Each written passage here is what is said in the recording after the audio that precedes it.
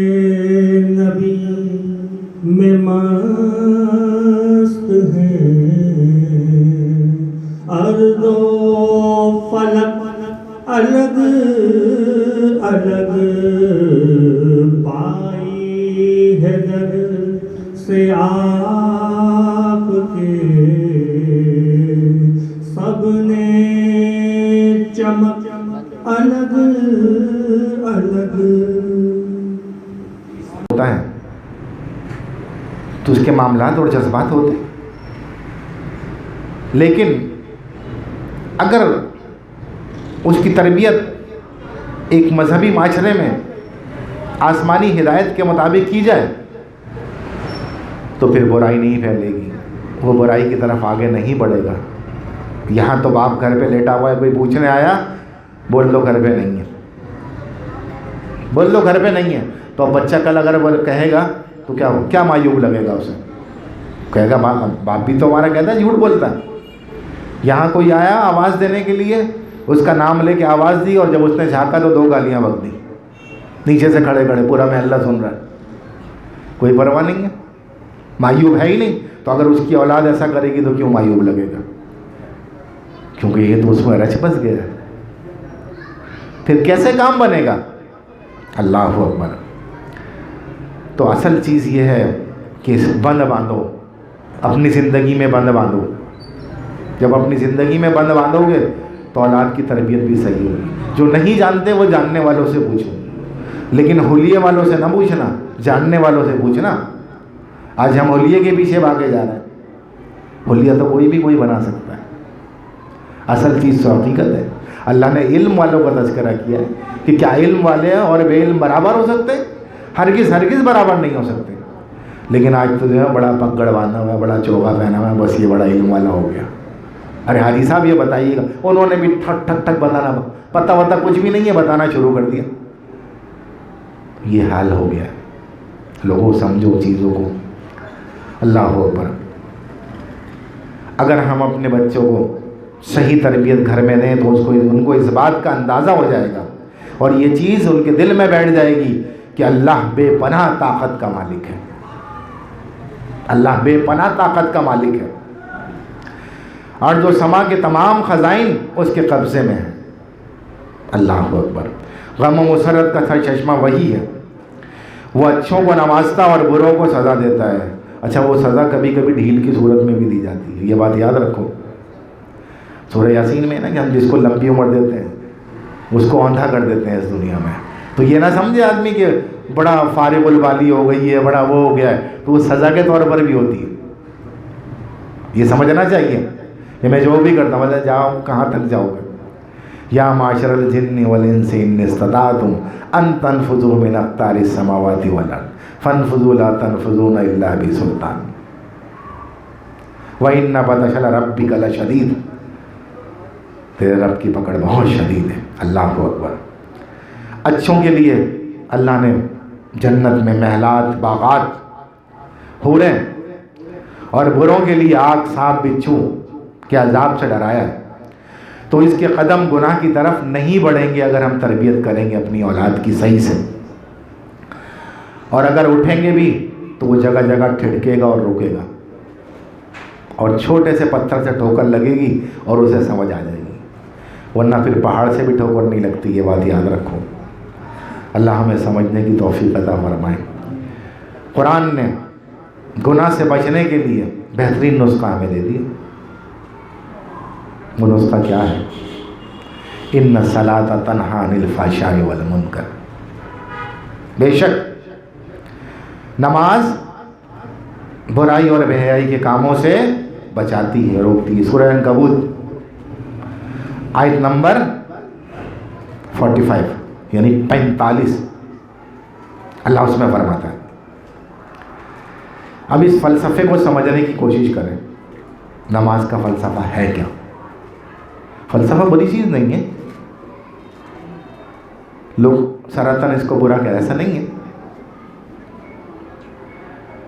اپنے قول کی لاج نماز کا فلسفہ کیوں نہیں رکھتا؟ سنو، اپنے قول کی راج نماز کا فلسفہ کیوں نہیں رکھتا؟ کہ اللہ تعالیٰ تو قرآن مجید میں کہہ رہا ہے کہ بے شک نماز برائی اور بے حیائی کے کاموں سے رو، اور ہم جا کے دھڑ دھڑ نمازیں پڑھ رہے ہیں اور کام سارے وہی کر رہے ہیں. تو پھر کیا معاذ اللہ نماز کا فلسفہ؟ نہیں، نماز کا فلسفہ صحیح ہے، ہم نے نماز کو سمجھا نہیں، ہم نے نماز کو سمجھا نہیں. جب ایک شخص دن میں 5 مرتبہ اللہ کے سامنے دست بجتا کھڑے ہو کر کہتا ہے، کیا کہتا ہے؟ سب مثانی، وہ 7 آیات جو ہر نماز کے لیے لازم ہے، لا صلاتی، بغیر اس کے کوئی نماز ہی نہیں ہے سورہ فاتحہ کے بغیر. تو کبھی اس پر غور کیا، اس کو سمجھنے کی کوشش کی؟ کیا ہے؟ ہم اپنے رب سے کہہ رہے ہیں، رب کائنات، تیری ذات عظیم، تیرا نام عظیم، تیرا نام مبارک. مفہوم بیان کر رہا ہوں، کبھی کوئی ترجمے میں نہ لے جائے اور کل کو میرے سامنے آ کے کھڑا ہو جائے کہ آپ نے یہ ترجمہ بیان کیا. ثابت تو کر دوں گا وہ بھی، لیکن ضرورت نہیں ہے اس کی، کیونکہ جب حمد آ گئی نا، الحمد آ گیا، تو یہ ساری چیزیں آٹومیٹکلی اس کے اندر آ جائیں گی، کیونکہ خاص خوبیاں اللہ کے لیے ہیں، تو اس کا نام مبارک ہونا بھی خوبی ہے. لیکن لکیر کے فقیر لوگ بھی ہوتے ہیں نا، اس وجہ سے سمجھا رہے ہیں. تو ہی ستائش عبادت اور استعانت کے قابل ہے. اے رحمت مجسم، ہمیں برگزیدہ انسانوں کی راہ پہ چلا. برگزیدہ انسان کون؟ انعامی یافتہ لوگ، ان کی راہ پہ چلا. اللہ اکبر. اور مغضوب اور بدرا اقوام کی اقتداء سے بچا. آج کل اقوام کے پیچھے تو لوگ بھاگ رہے ہیں. ایک صاحب نے مجھ سے آ کے سوال کیا یہاں، کہنے لگے عیسائیوں میں شادی ہو سکتی ہے. میں نے کہا اگر عیسائی ہے تو ہو جائے گی. کہنے لگے کیا مقصد آپ کا؟ میں نے کہا عیسائی بھی وہ عیسائی نہیں ہے. کہنے لگے کیوں؟ بات دراصل یہ ہے کہ عیسائیت کے لیے اب تو لازم ہو گیا ہے کہ عیسیٰ علیہ السلام کو خدا کا بیٹا جو نہیں مانتا وہ عیسائی ہو ہی نہیں سکتا. تو یہ تو شرک ہے، اور شرک جو ہے ظلم عظیم ہے. سرکار دو عالم صلی اللہ علیہ وسلم نے دریافت کیا سب سے بڑا گناہ کیا ہے؟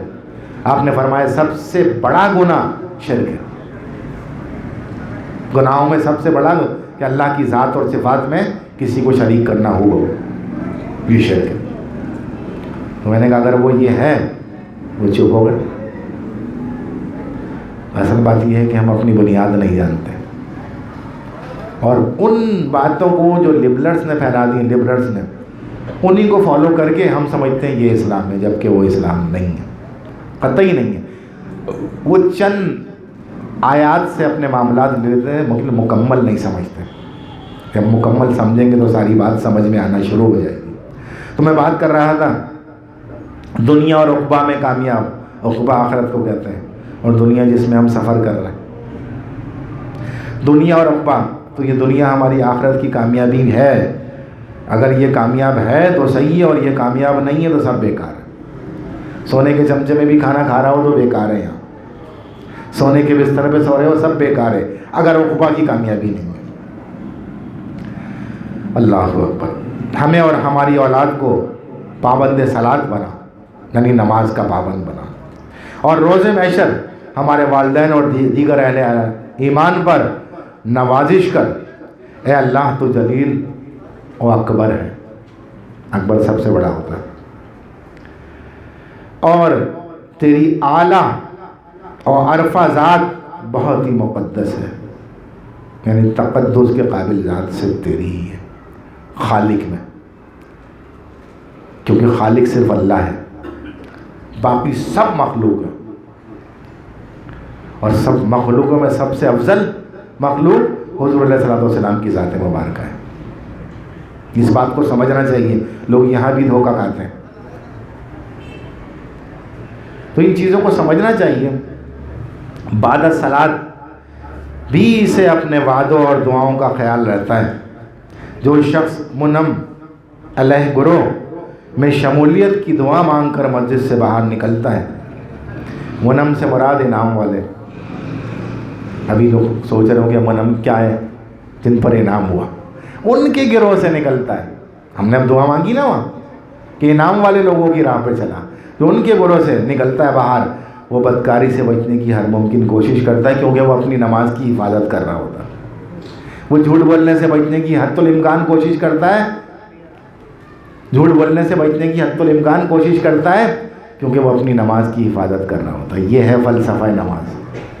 وہ جو کچھ اپنے رب سے کلام کر لیا اس کو اپنی لائف پر امپلیمنٹ کرتا ہے، پریکٹیکل لائف میں امپلیمنٹ کرتا ہے۔ اگر وہ تجارت کر رہا ہے تو دھوکہ نہیں دے گا کبھی کسی کو۔ ماں باپ کے ساتھ ملے گا تو ان کے ساتھ بھی بجاوری لے آئے گا، بیوی بچوں کے حقوق ادا کرے گا تو ان کے ساتھ بھی عدل کرے گا، کبھی بھی وہ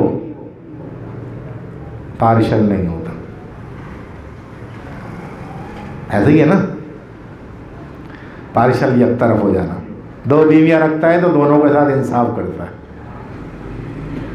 پارشل ہو گیا تو ایک طرف جھک جائے گا، امپارشل رہا تو پھر بیلنس رکھے گا۔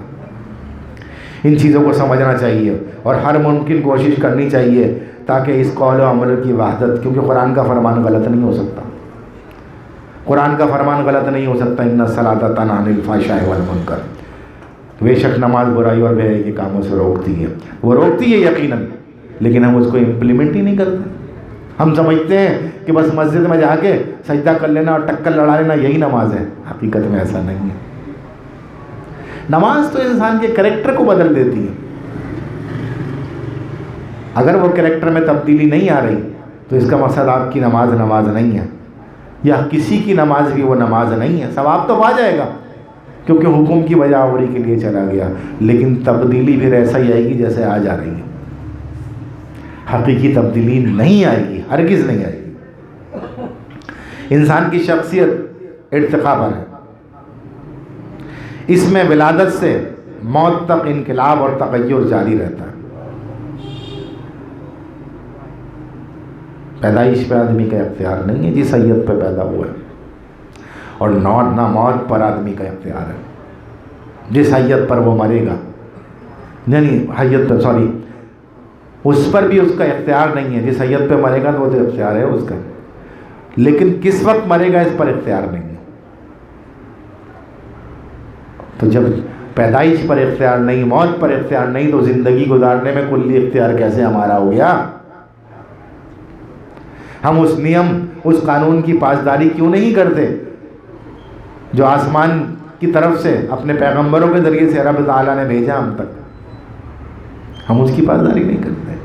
ہر آدمی اپنا نفس اونچا کرنے کی کوشش کرتا ہے کہ جو بات میں کہہ رہا ہوں وہ صحیح ہے، اور اسی کی دلیل میں قرآن کی آیتیں پیش کرتا ہوں، جبکہ اس کو کرنا ایسا چاہیے کہ جو قرآن میں فرما دیا گیا اس کی دلیل میں اپنے مفروضات پیش کرنے چاہیے کہ یہ قرآن سچ ہے۔ یہیں سے تو بگاڑ پیدا ہوتا ہے، یہیں سے گمراہی اور بے رحمی پیدا ہوتی ہے۔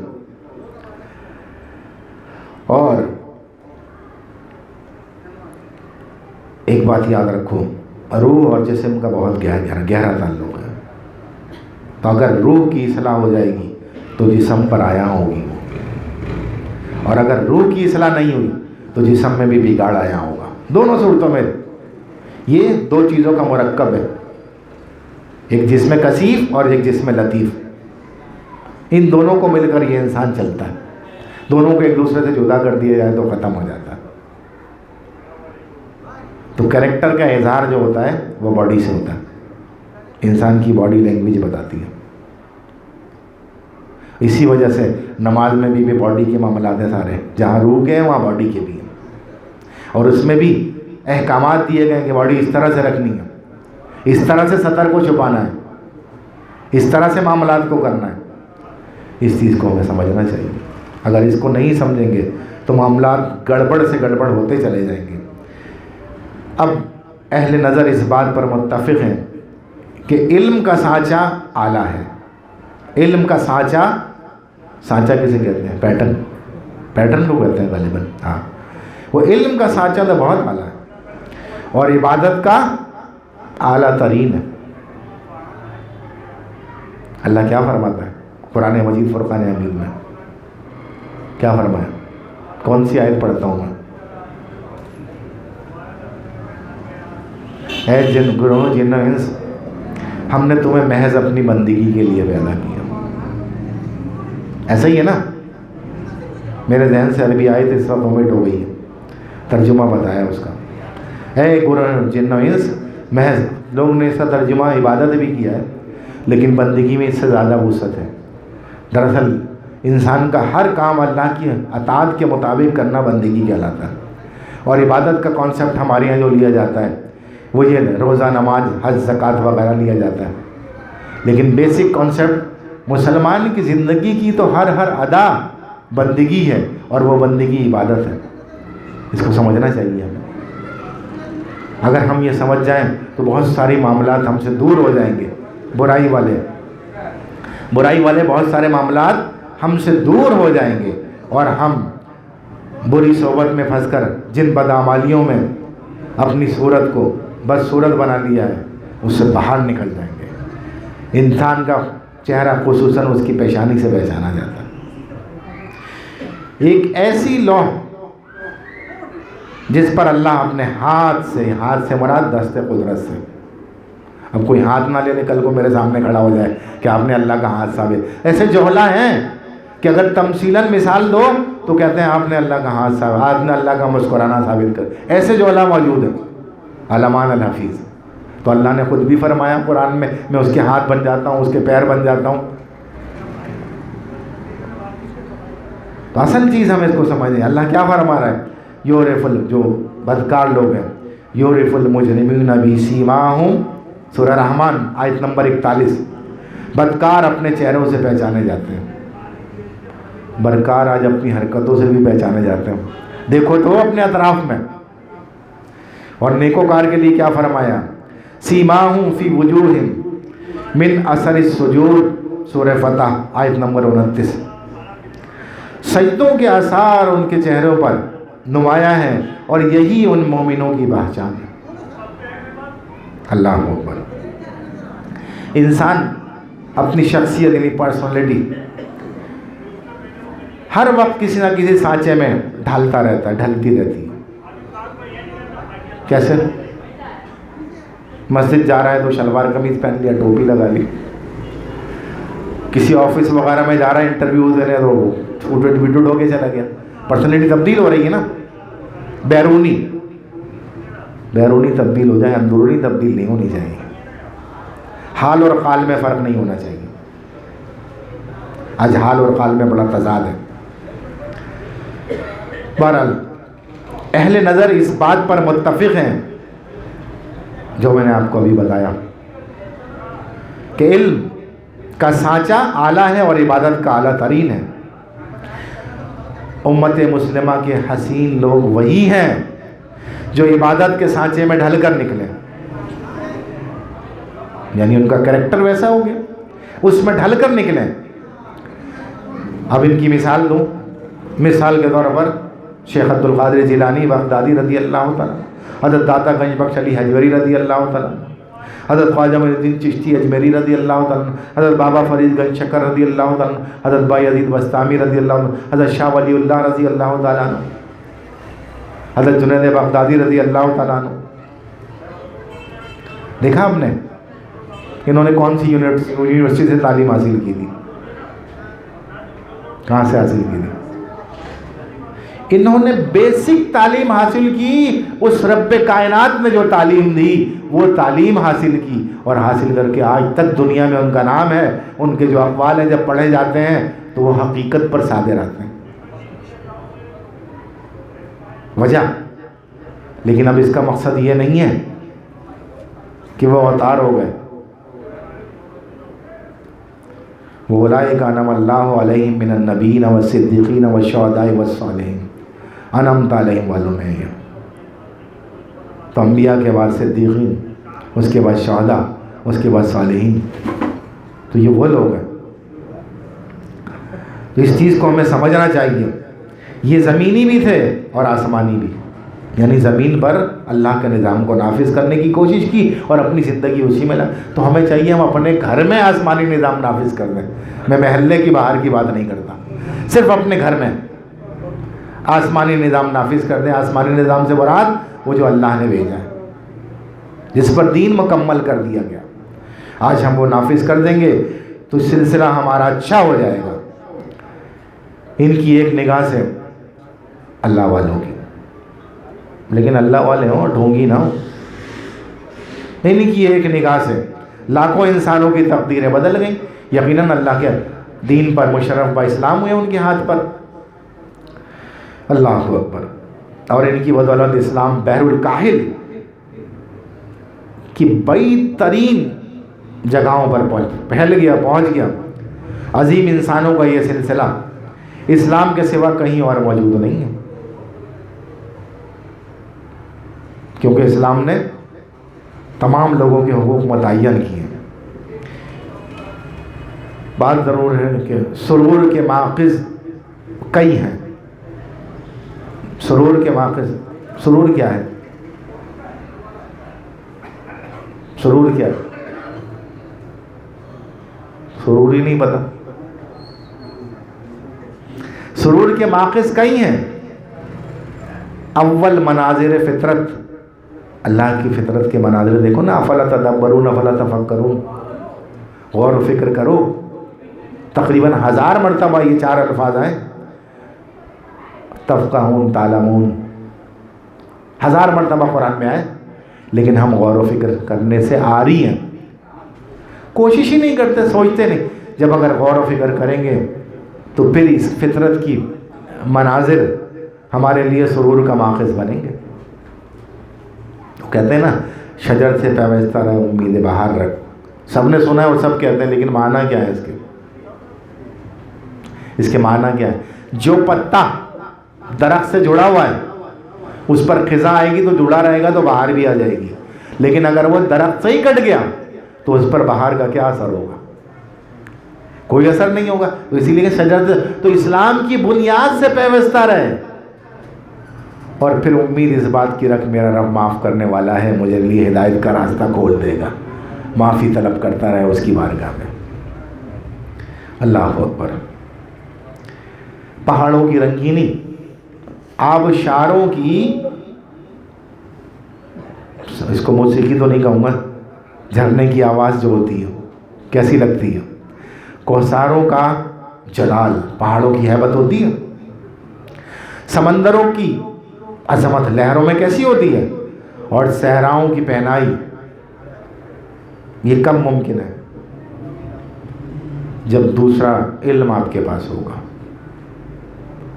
جب علم آپ کے پاس ہوگا تبھی سمجھیں گے نا. اب جب علم ہی نہیں ہوگا تو کیا ہوگا؟ اگر ایک آدمی کی آنکھیں ہیں دیکھنے کے لیے لیکن دماغ نہیں ہے تو اس کا دیکھنا بے سود ہوگا. اگر آپ کلمہ پڑھنے والے مسلمان ہیں لیکن اسلام سے جو اخذ ہوتا ہے وہ آپ کے پاس نہیں ہے تو بس سمپلی بیکار ہے، کچھ بھی نہیں ہے. اصل چیز اس کو اپنی زندگی میں اپلیکیشن، کیونکہ زندگی بہت لمیٹڈ ہے، 60 سے 70 سال کی عمر ہے، اور یہی کرائٹیریا ہے آپ کی آخرت کا اور دنیا کا دونوں کا. اسی بیس پر سارے فیصلے ہو جانے ہیں. تو اگر اچھی گزار لیں گے تو اچھا ہے. حسن، یہ سارے معاملات اس میں آتے ہیں، سرور کا سبب ہے. اور حسن کے اوپر میں، بیوٹی کے اوپر میں تفصیل سے بتا چکا ہوں، اب پھر کبھی بتاؤں گا. آج بتایا تو تازہ کر دوں کیا؟ 3 چیزیں ایسی ہیں جو انسان کی، there are 3 T's which is very important in whole human's life. تمام زندگی، انسانوں کی زندگی میں، صرف مسلمانوں کی بات نہیں. نمبر 1 ٹی، یہ ٹی اے والا ٹی نہیں ہے اور ٹی فور ٹیبل والا ٹی بھی نہیں ہے، یہ ٹی وائی ٹی والا ٹی ہے، ایگجیکٹو بنتا ہے جیسے. Number 1 beauty. پھر تازہ کر لو. وہ بیوٹی قدرت کے حسین نظاروں کی ہو سکتی ہے، وہ بیوٹی کسی پکچرز کی ہو سکتی ہے، وہ بیوٹی کسی انسان کی ہو سکتی ہے جس کو دیکھ کے آدمی اس طرف متوجہ ہو جاتا ہے. آپ دنیا میں سفر کر کے دیکھیں کتنے خوبصورت مقامات ہیں اور کتنے خوبصورت مخلوق ہیں اللہ کی، انسان ہیں، لوگ ہیں، لیکن اگر آپ اس سے متاثر ہو گئے تو اسی میں مستغرق اور محو ہو جائیں گے. اور اس استغراق کے سبب سے غیر دائمی چیز کے پیچھے پڑ جائیں گے جو کہ آپ کا ساتھ نہیں دے سکتے. ایک وقت آتا ہے وہ بیوٹی ختم ہو جاتی ہے. ایک منظر ہے کبھی سوکھ جاتا ہے, ختم ہو گیا. انسان کی ایک خوبصورتی ہے, پھر بڑھاپا آتا ہے, جھریاں پڑ جاتی ہیں, وہ ختم ہو جاتی ہیں. تو پتہ چلا یہ دائمی چیز نہیں ہے. اس کو پسند کرنا چاہیے لیکن اس کے پیچھے نہیں بھاگنا چاہیے. بیوٹی کی بنیاد پر, خوبصورتی کی بنیاد پر کوئی شخص کسی سے اپنا علاج نہیں کرا سکتا کہ یار یہ بہت خوبصورت ہے, میں بیمار ہوں, اس سے علاج کرواؤں. ایسا ممکن ہے؟ کوئی بھی دانش مند آدمی ایسا نہیں کرے گا. تو ہم اپنی عام زندگی میں کیوں اس کے پیچھے بھاگتے ہیں جب وہ اس کی ضرورت نہیں ہے؟ کسی خوبصورت آدمی سے آدمی اپنا آپریشن نہیں کرائے گا. ارے بھائی یہ تو مار دے گا یار, اس کی خوبصورتی اپنی جگہ. سمجھ رہے ہیں؟ آج غیر اقوام ایسے ہی مسلمانوں کو دھوکہ دے رہی ہے. دوسری چیز ہے کوالٹی. اس میں بھی ٹی وائی ٹی آ رہا ہے. کوالٹی جو ہے وہ اہمیت کی حامل ہے. کوئی چیز کتنی بھی بدصورت ہے, کوئلہ, بلیک ڈائمنڈ, کوئی شکل نہیں ہے, خوبصورتی نہیں ہے نا, لیکن ضرورت ہے تو استعمال کیا جائے گا, آگ جلائی جائے گی اس سے. لے کے بھی آئے گا آدمی, کندھے پہ بھی اٹھا کے لائے گا, اس کی کالک بھی برداشت کرے گا کیونکہ وہ اس کی ضرورت ہے. سمجھ رہے میری بات؟ اب کوئلے میں کوالٹی ہے, اس کوالٹی کے سبب سے, لیکن جب وہ جل کے راکھ ہو جائے گا تو بیکار ہو گیا. راکھ پر تو کھانا نہیں پکا سکتے نا. اسی طرح سے اگر کوئی کنسٹرکشن کی فیلڈ کا ماہر ہے تو اس مہارت کی وجہ سے اس سے مکان بنوایا جائے گا, اس کی شکل و صورت تھوڑی دیکھی جائے گی. لیکن یہ بھی ایک وقت تک ہے. ایک وقت وہ آئے گا وہ اس قابل نہیں رہے گا کہ کوئی کام کاج کر سکے, ریٹائرڈ ہو جائے گا. تو یہ بھی دائمی چیز نہیں ہے, یہ بھی ختم ہونے والی ہے. اب نیکسٹ ہی جو ہے وہ ہے ریالٹی, حقیقت. اور حقیقت کا سب سے بڑا مقام کیا ہے؟ اس میں تغیر نہیں ہے, حقیقت میں تبدیلی نہیں ہے, حقیقت میں, ریالٹی میں چینج نہیں ہے. اگر سورج مشرق سے نکل رہا ہے تو روزانہ مشرق سے ہی نکل رہا ہے نا. ایسا تو نہیں ہے آج مشرق سے نکلے کل گئے, جس دن مغرب سے نکلا ہے اس دن قیامت برپا ہو جائے گی, آخرت کی طرف ہم جا رہے ہیں. تو جب ریالٹی یہ ہے کہ مادر شکم سے بچہ پیدا ہوتا ہے, ایک پروسیس ہے اس کے تحت, ایسا تو نہیں ہے کہ اس کے علاوہ پیدا ہو. ریالٹی, حقیقت کی بات کر رہا ہوں. وہ الگ بات ہے انہوں نے تحقیق کر کے جرثومہ نکال کے اس کو پالا, بھیڑ بنا لی, لیکن اس کو بھی ایک پروسیس کیا. تو ریالٹی یہ ہے, اور ریالٹی یہ ہے کہ موت بھی اپنے وقت پر آنی ہے. اس سے دنیا کا کوئی آدمی انکار نہیں کر سکتا. کر سکتا ہے کوئی؟ چاہے وہ مسلمان ہو چاہے وہ غیر مسلم ہو. اور نہ کرتے. اللہ کے منکر مل جائیں گے, موت کا منکر کوئی نہیں ملے گا. تو کیا ہے؟ انکاری کوئی بھی نہیں ملے گا اس کا. جب انکاری کوئی بھی نہیں ملے گا اس کا, تو پھر لائف گزارنے کے لیے, زندگی گزارنے کے لیے ریالٹی کی بہت ضرورت ہے. اور ریالٹی یہ ہے کہ نہ پیدائش پہ ہمارا اختیار, نہ موت پہ ہمارا اختیار, تو زندگی گزارنے میں ہمارا اختیار کیوں؟ وہ اختیار بھی اس لائن, اس باؤنڈری کے ساتھ ہونا چاہیے جو اللہ اور اس کے رسول نے ہمیں دے دیا. تب تو ریالٹی پر عمل کیا, کامیابی یہی ہے. اگر ہم نے اس ریالٹی پر عمل نہیں کیا تو پھر ناکام زندگی گزاری. واطیعوا اللہ واطیعوا الرسول, اللہ کی اطاعت کرو اور رسول کی اطاعت کرو. من یطیع الرسول فقد اطاع اللہ, جس نے رسول کی اطاعت کی در حقیقت اس نے اللہ کی اطاعت کی. لقد کان لکم فی رسول اللہ اسوۃ الحسنہ, کہ رسول اللہ کی ذات میں بہترین نمونہ تمہارے پاس موجود ہے, بہترین اخلاق کا. تو اس کو پکڑو گے تو ریالٹی کو پکڑا, ادروائز پھر بہکتے چلے جاؤ گے, تباہی بربادی کی طرف چلے جاؤ گے. یہ بات ایک چھوٹی سی میں نے سمجھانے کی کوشش کی. 3 T سے.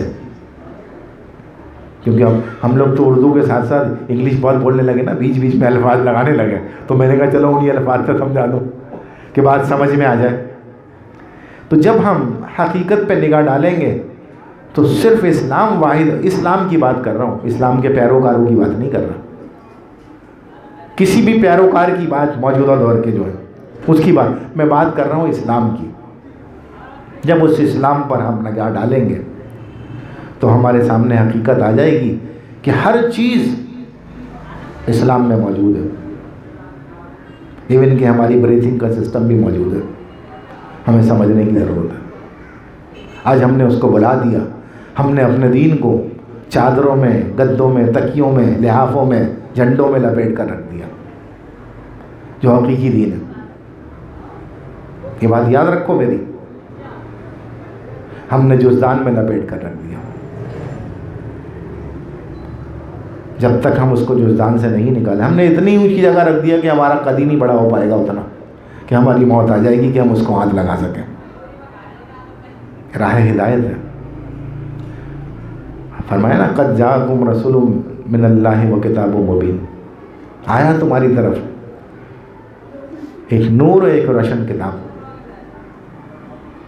روشنی کہتے ہیں، کس لیے آئی وہ کتاب؟ اسی لیے آئی کہ ہم اس کو امپلیمنٹ اپنی زندگی میں کریں، اور یہ رہتی دنیا تک کا کلام ہے۔ وجہ اس کی کیا ہے؟ کیونکہ اس کا ٹوٹل بیان تمثیلی ہے، ٹوٹل بیان مثال کا فارمولے ہیں۔ جب بھی آپ کو کسی سسٹم کی، کسی چیز کی ضرورت پڑے، اپنے مسئلے کو اسی فارمولے میں رکھو، جواب حاضر ہے، اس قرآن سے جواب حاضر ہے۔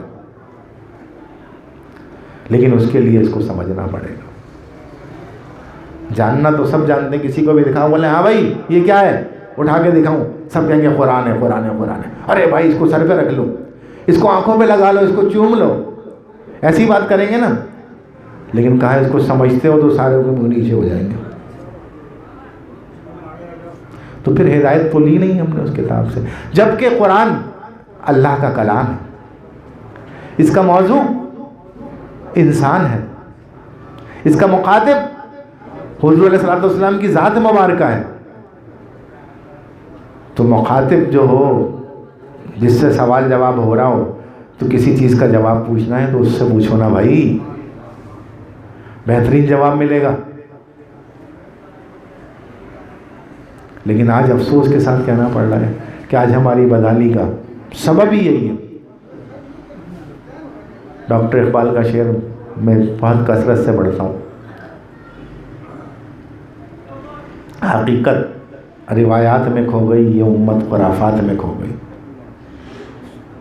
اس کو سمجھنے کی ضرورت ہے۔